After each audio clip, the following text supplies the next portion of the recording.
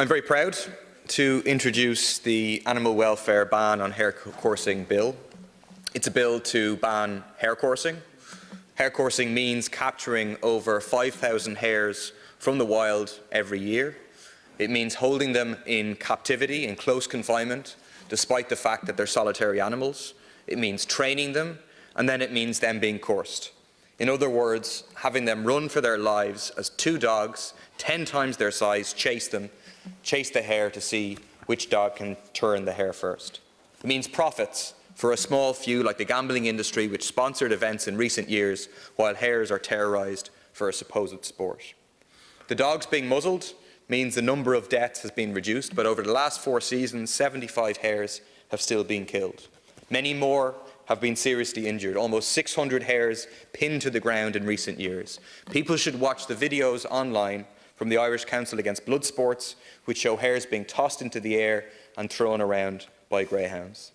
This is the 3rd time such a bill has been introduced, the first time by Tony Gregory in 1993, and secondly by Maureen O'Sullivan in 2015. I'm following in their footsteps, and also in the footsteps of the many impressive campaigners who have fought for this ban.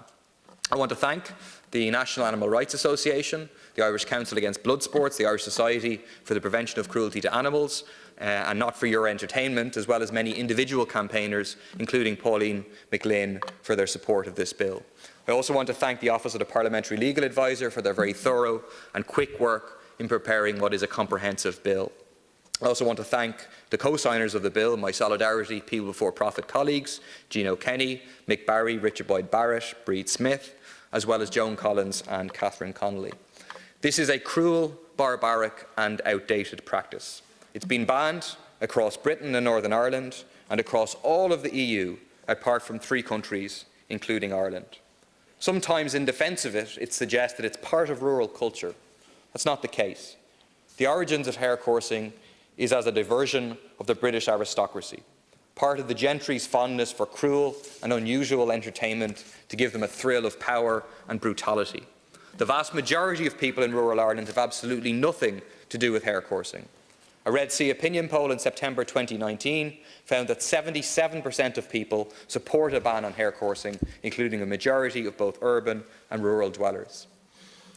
We're not introducing this bill as a symbolic bill to make a point and then be forgotten about. We're serious about getting this bill passed, and the way we intend to do it is the same methods that the ban on wild animals in circuses and the ban on fur farming were won in the last couple of years. Solidarity TDs introduced bills to ban these cruel practices, and campaigners outside the Dáil, including those supporting this bill, built pressure on the political parties. And as a result, the government moved to ban. When Maureen O'Sullivan's bill was voted on in 2016, it received 20 votes in favour against 114. Even at that time, a majority of people in Irish society opposed hare coursing, and yet the political parties were wildly out of touch. As well as Fianna Fáil and Fine Gael, Sinn Féin and Labour voted against it, with Progressive Independents, Solidarity People Before Profit, the Social Democrats and the Greens voting in favour. We know that many Sinn Féin activists were deeply uncomfortable with their vote against Maureen O'Sullivan's bill. 2 of their TDs, Dessie Ellis and Jonathan O'Brien, were reprimanded by the party because they refused to turn up to vote against. We're appealing to Sinn Féin to change their policy as quickly as possible. We also appeal to the Labour Party, which voted against last time around, to change its position to support animal welfare and to support a ban on hare coursing. One of the biggest questions that will be posed in terms of the vote on this bill at second stage, which hopefully will be in the next number of months, is about how the Green Party will vote.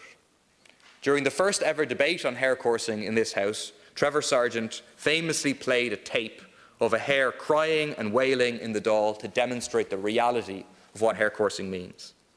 The Green Party has a clear policy position of opposition to hare coursing. But we know that Catherine Martin told the leadership hustings that if Fine Gael and Fianna Fáil vote were against the bill, she would vote against it with the heaviest of hearts, she said. Bluntly, I don't think that the hares or the animal rights campaigners will care about how heavy your heart is if you vote to continue this cruel practice. Finally, I'd like to encourage people to get involved in the campaign, to contact the campaigning groups involved, and also to contact their TDs and ask them to support this ban. Ceann Comhairle, it's time to ban this cruel practice. Thank you, Deputy Murphy. Is the bill being opposed? It's not being opposed, so the motion for leave to introduce is agreed. Can I ask Deputy Paul Murphy to move that the second stage be taken in private members' time? I so move. Is that agreed?